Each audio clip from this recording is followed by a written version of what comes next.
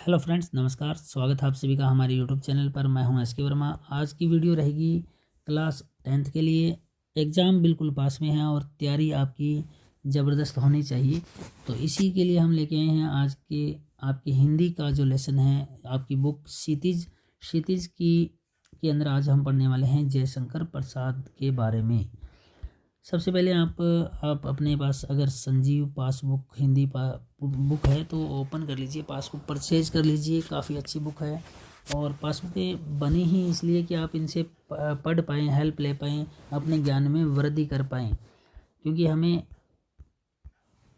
हमारी कमियों को दूर करना है। तो इस बुक का इस्तेमाल करके हम आपको करवाएंगे। सबसे पहले जयशंकर प्रसाद के बारे में कवि परिचय को देखेंगे, फिर हम जो आपके सामने ये दिया हुआ है इसके भावार्थ और ट्रांसलेशन को देखेंगे और जानेंगे कि इस पर आधारित कौन कौन से अर्थ ग्रहण संबंधी प्रश्न बनते हैं। चलिए स्टार्ट करते हैं। बिल्कुल, अगर आप क्लास 10 में हैं तो आपकी ये वीडियो आपके लिए ही रहने वाली है, तो गौर से पढ़िएगा। सामने बुक ओपन करके रख लीजिए और स्टार्ट करते हैं कवि परिचय, क्योंकि यहाँ से प्रश्न आने वाला है। तो जयशंकर प्रसाद के बारे में कवि परिचय पहले जानते हैं। जयशंकर प्रसाद छायावादी युग के प्रतिनिधि कवि जयशंकर प्रसाद का जन्म सन 1889 में वाराणसी में हुआ था। इनके पिता देवी प्रसाद साहू काव्य प्रेमी थे और तंबाकू का व्यापार करते थे। प्रसाद जी ने अधिकांश अध्ययन घर पर ही रहकर किया। उन्होंने संस्कृत, हिंदी, फारसी का गहन अध्ययन किया। अभी तक जो आया है उसमें इम्पोर्टेंट चीज़ है, जयशंकर प्रसाद जी का जन्म सन 1889 में वाराणसी में हुआ। पिता का नाम देवी प्रसाद साहू। तो ये याद करते हुए चलिएगा। अब आगे चलते हैं। छायावादी काव्य प्रवृत्ति की प्रमुख कवियों में एक जयशंकर प्रसाद का सन 1937 में निधन हुआ। उनकी प्रमुख काव्य कृतियाँ हैं चित्राधार, प्रेम पथिक, करुणालय, कानन कुसुम, झरना, आंसू, लहर और कामायनी।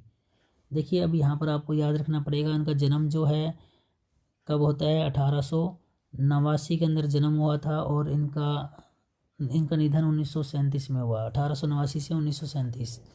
और इनकी प्रमुख काव्य कृति, ये कैसे कवि हैं? ये छायावादी काव्य प्रवृत्ति के कवि हैं और इनकी जो प्रमुख काव्य कृतियाँ हैं कौन कौन सी है? चित्राधार है, प्रेम पथिक है, करुणालय है, कानन कुसुम है, झरना है, आंसू है, लहर है और कामायनी है। और अब आगे देखिए, वे कवि वे कवि के साथ साथ सफल गद्यकार भी रहे हैं। मतलब इन्होंने नाटक भी लिखा है और मतलब इन्होंने उपन्यास भी लिखा है। नाटक कौन कौन से इनके नाटक देखिए, अजातशत्रु नाटक है इनका, चंद्रगुप्त नाटक है, स्कंदगुप्त नाटक है, ध्रुव स्वामिनी नाटक है। इनको याद रखिएगा, पूछा जाएगा जयशंकर प्रसाद से संबंधित या तो नाटक पूछ लेंगे या फिर क्या पूछ लेंगे, काव्य कृतियाँ। अच्छा, इन्होंने क्या लिखा? उपन्यास भी लिखे हैं। उपन्यास इनके एक नाम है कंकाल, तितली और इरावती। इसके अलावा इन्होंने कहानी संग्रह भी लिखे हैं, आकाशदीप, आंधी और इंद्रजाल इनकी कहानियाँ हैं। इसके अलावा इन्होंने निबंध भी लिखा है, काव्य कला और अन्य निबंध भी इनके द्वारा लिखे गए हैं। ये था कवि परिचय। तो याद कर लीजिएगा, मोटा मोटा एक बार फिर से बता देता हूँ। जन्म 1889 और पिता का नाम देवी प्रसाद साहू, निधन सन 1937 में।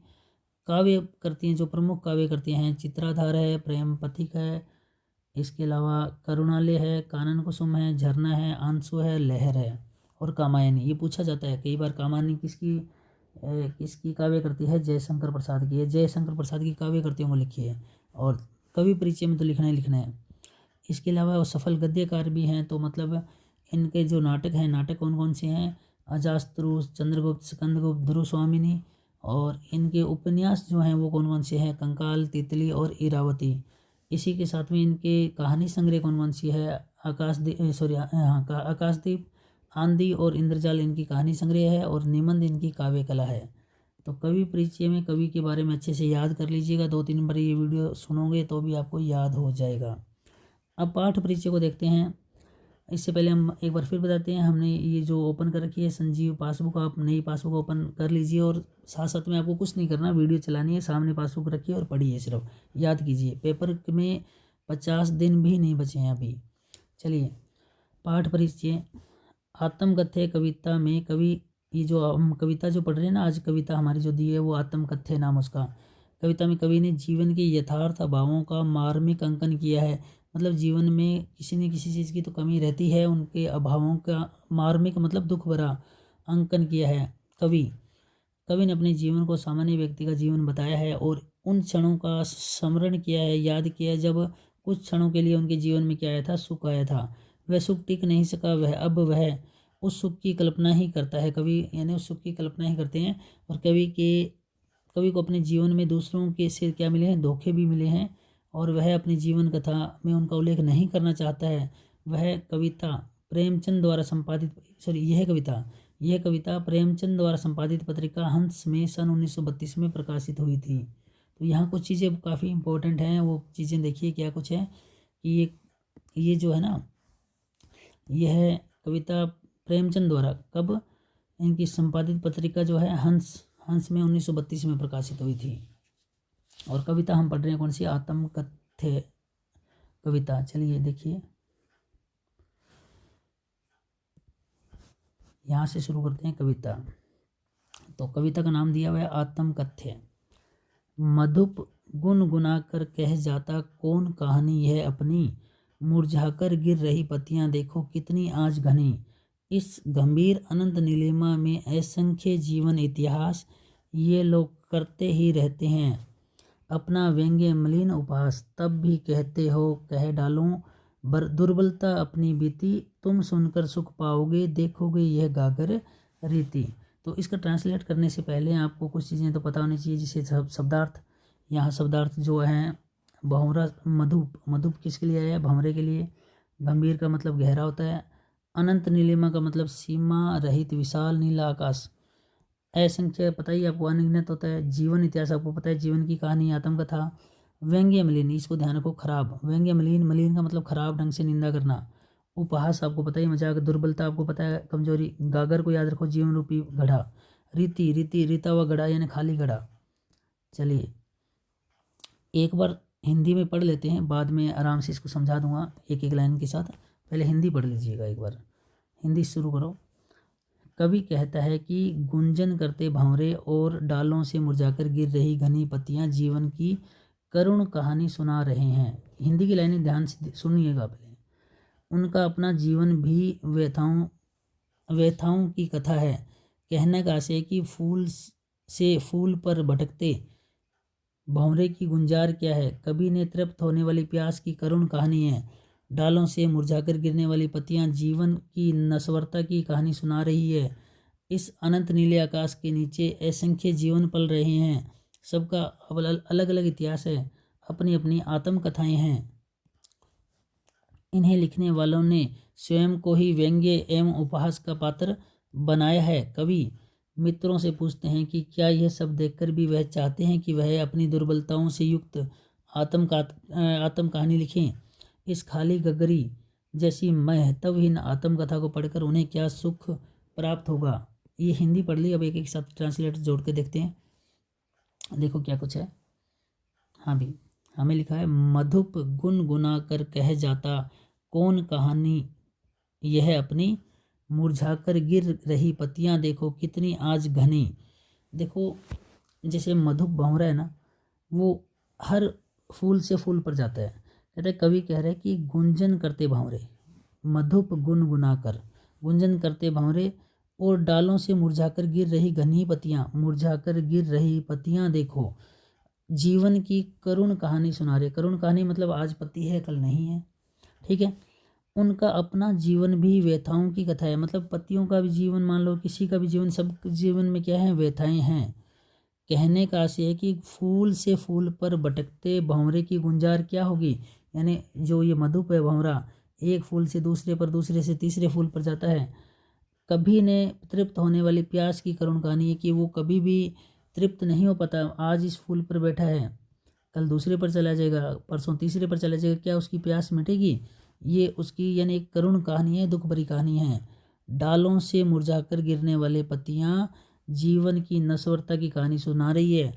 ये जहाँ ये लिखा हुआ था, मुरझाकर गिर रही पत्तियां भी, आज खिली हुई पत्तियां कल मुरझाकर गिरेगी। ये जीवन की नश्वरता है। नश्वरता का मतलब एक दिन सब समाप्त होना है।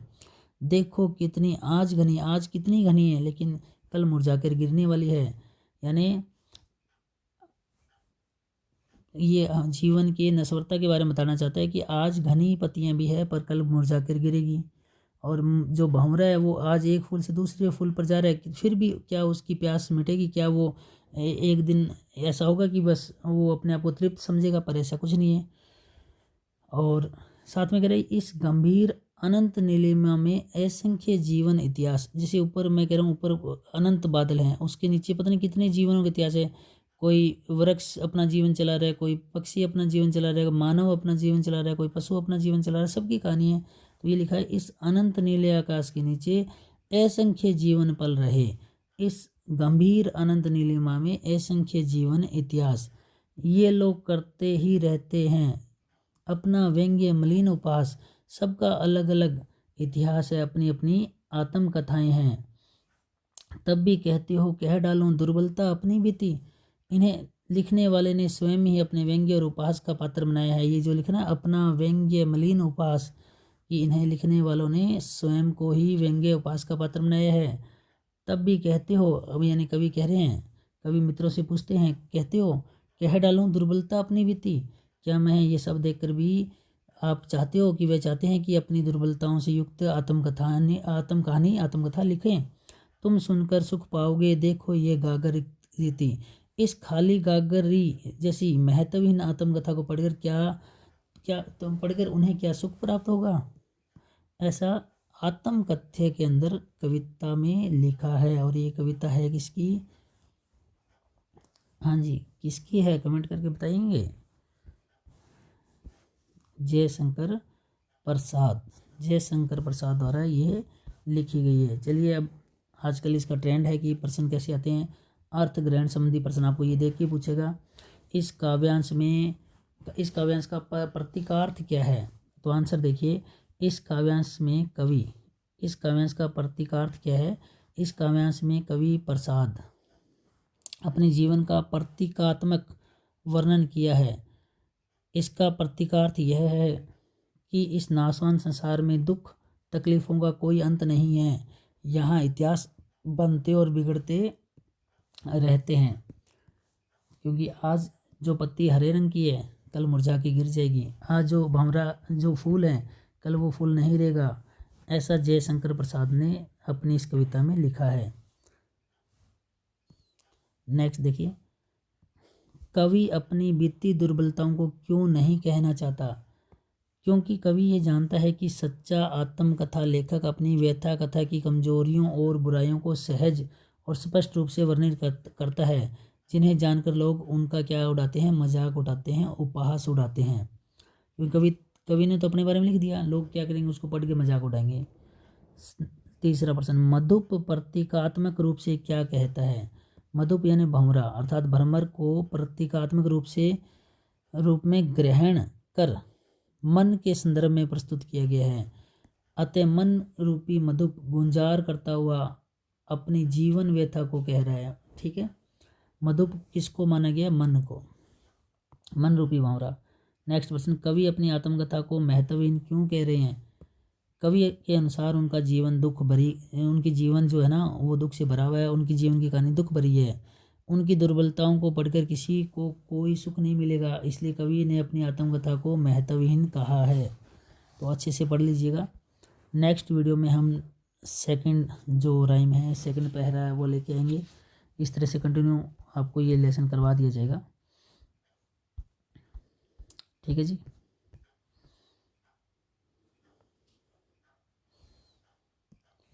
अगर आप भी हमसे कोचिंग करना चाहते हैं तो आप हमारे इंस्टीट्यूट पर विजिट कर सकते हैं। अभिकल्प कोचिंग संस्थान, मुख्य ऑफिस भगत सिंह चौक। और क्लास 10th और 12th के लिए क्लासें लग रही है। अलग अलग बैच हैं। मॉर्निंग बैच आपको मिलेगा हॉल नंबर 6 जो कि वाल्मीकि चौक पर है।